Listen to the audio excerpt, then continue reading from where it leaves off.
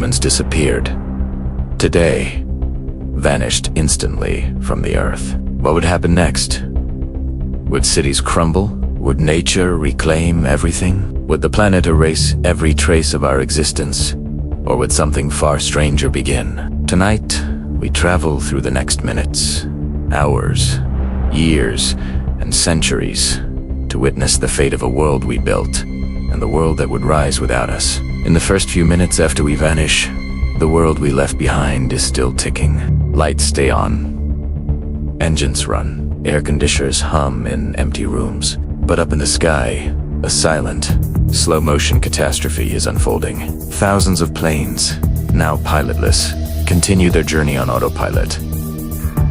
But their fuel is finite. Within hours, they begin falling from the sky, one by one. Some crash into the vast, silent oceans, while others ignite remote forests, starting fires that no one will come to extinguish. Back on the ground, a different kind of chaos begins. Our pets, left alone in our homes, are confused. Dogs bark at silent doors.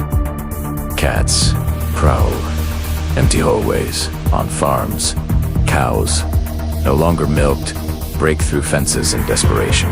In zoos around the world, automated feeding systems fail. Panic and hunger lead to broken enclosures. And soon, lions, tigers, and bears find themselves wandering into a strangely quiet world. Our planet is still a human-made machine, but there are no humans left to control it. The gears are already starting to grind to a halt. Just 24 hours later, the world plunges into darkness. Without engineers and technicians to manage them, power grids begin collapsing. Coal and gas-fired plants burn through their last reserves of fuel. Some cities go dark instantly, a sudden, shocking blackout. Others flicker and die slowly, district by district, as automated systems finally fail. In a single day, Earth transforms from a planet of glittering lights back into a planet of shadows. The silence that follows is profound, almost unreal. The constant hum of civilization, the traffic, the factories, the distant sirens is gone. All that's left is the wind. But not everything goes quiet. Our most powerful and dangerous creations, nuclear power plants, are now on their own. Their automated safety systems engage, shutting down the reactors. However, these plants need a constant flow of water to cool the spent fuel rods. Without human hands to maintain the pumps and generators, the cooling systems eventually fail. Over the coming weeks and months, they begin to overheat. It's not the explosive meltdown you see in movies, but a slow, silent release of radioactive material into the surrounding air, soil, and water. Poisoned landscapes emerge, invisible scars that will linger for thousands of years. As the planet's artificial systems break down, its natural systems roar back to life. Our pets, now stray, begin to form packs, rediscovering their primal instincts to survive. Wild animals, once confined to distant parks and forests, grow bolder. Deer wander down deserted main streets. Coyotes and foxes explore suburban backyards they never dared enter before. The infrastructure of our cities begins to fail in other ways too.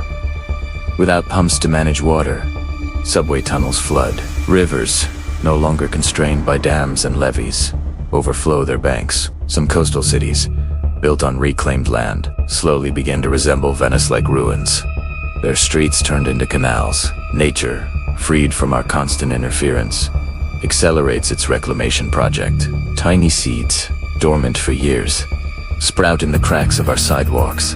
Without the constant pressure of foot traffic and weed killers, plants break through asphalt roads. Ivy and vines, unchecked, begin their relentless climb up the sides of our tallest skyscrapers. Insect populations explode without pesticides to control them. Bees, no longer disoriented by human noise and pollution, reclaim their territories. Birdsong fills the air, nesting in abandoned apartments and office buildings. And high above, the sky itself begins to heal.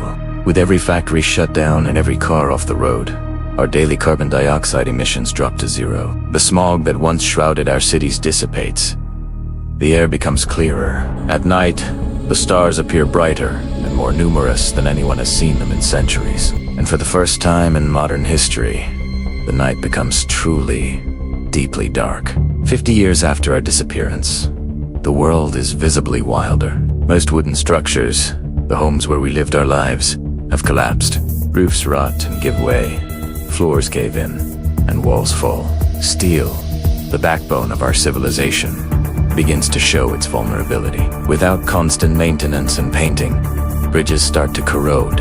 The iconic Golden Gate Bridge might last a few centuries, but smaller bridges would fail much sooner. The mighty Hoover Dam, a symbol of human engineering, eventually stops generating power as its turbines get clogged with silt. The vast tunnels beneath New York City are completely flooded. Los Angeles, without imported water, reverts to the desert landscape it once was, its sprawling suburbs slowly buried by sand.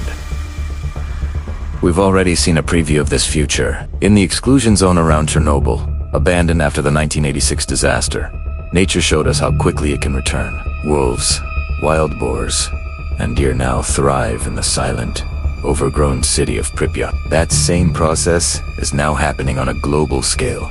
Apex predators, like wolves and bears, expand their territories, reclaiming land they lost generations ago. Forests, once cleared for farmland and cities, begin to regrow, swallowing up roads and buildings. Rivers, free from our control, carve new paths, reshaping the very geography of the continents. 1,000 years after we're gone, the world we built is almost unrecognizable. The concrete of our cities, which we thought was permanent, has been broken apart by relentless cycles of freezing and thawing, and the persistent pressure of plant roots. Our glass windows have shattered and returned to sand. The steel skeletons of our skyscrapers have rusted into dust, leaving behind only strange, geometric mounds of rubble overgrown with trees. But some things last. A few of our grandest creations, built from solid stone, remain.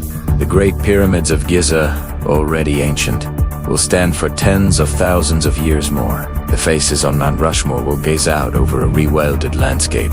Certain stone cathedrals and ancient temples like Gagli Tepe will outlive nearly every modern structure we ever built. Eventually, almost all traces of our bustling cities will vanish beneath dense forests, shifting sands, and rising oceans. But a few dark reminders of our time here will persist. Our nuclear waste storage sites, designed to last for millennia, will remain as toxic scars, silent warnings to any who might stumble upon them. Our plastic waste, broken down into microplastics, will form a permanent layer in the geological record. In the end, the Earth heals. Life adapts. Nature reclaims what was always hers. The planet, in its vast, deep time, forgets we even existed. The one final question remains. Are we just a temporary chapter in Earth's long story? Or will some future intelligent species, millions of years from now, find our fossilized ruins, our plastic layer, and wonder what happened to us? Thank you for watching. To explore more of the futures we fear and the pasts we've forgotten, make sure to subscribe to Mystery Vault. We'll see you in the next unknown.